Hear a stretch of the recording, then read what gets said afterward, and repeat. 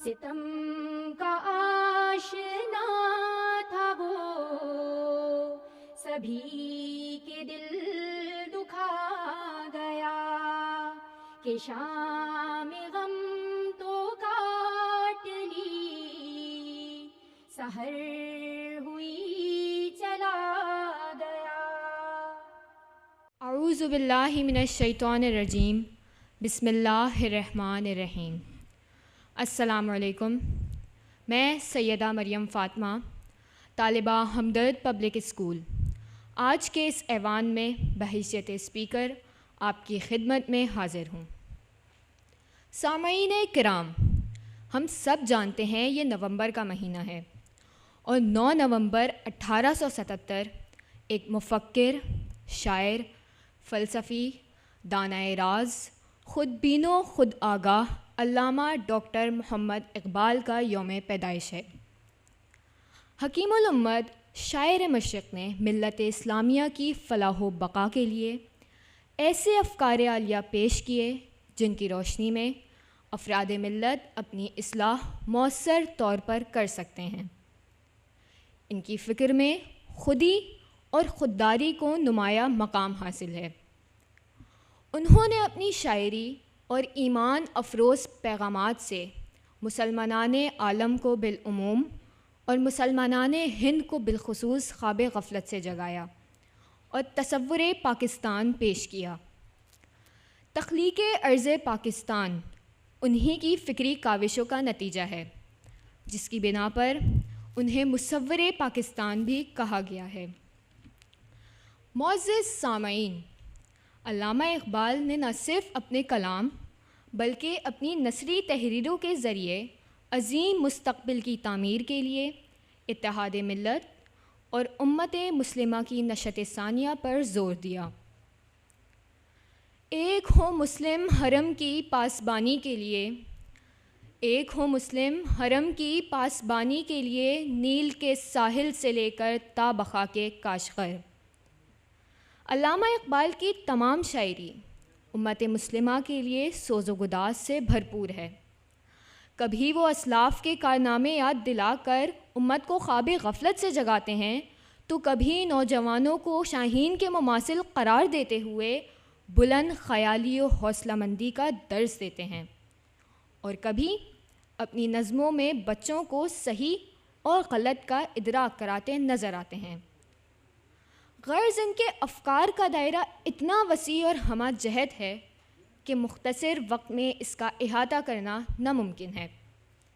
ہماری آج کی نونہال اسمبلی میں میرے ساتھی نونہال علامہ اقبال کے انہی افکار کا احاطہ کرتے نظر آئیں گے۔ ہماری آج کی نونہال اسمبلی کا موضوع بھی یہی ہے، علامہ اقبال کی زندگی اور افکار۔ آج کی اسمبلی اس لحاظ سے تھوڑی سی مختلف ہے کہ آج اس میں کوئی قرارداد پیش نہیں کی جائے گی۔ ایوان کی کارروائی کو آگے بڑھانے سے پہلے میں آج کے مہمانان گرامی کا تعارف پیش کر دوں۔ حسب دستور اور روایت ہم سب کی رہنمائی کے لیے ہماری ہر دل عزیز صدر ہمدرد فاؤنڈیشن اور قومی صدر ہمدرد نونہال اسمبلی محترمہ سعدیہ راشد صاحبہ ہمارے درمیان موجود ہیں، اور بحیثیت مہمان خصوصی جناب محمود ارشد صاحب بھی تشریف فرما ہیں۔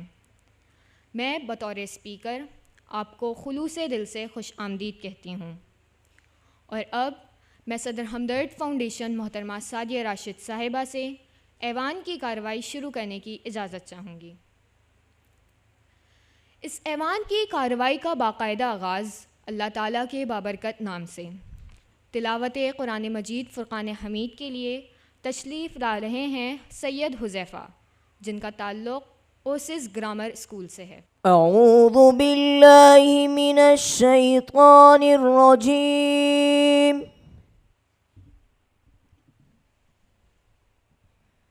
بسم اللہ الرحمن الرحیم۔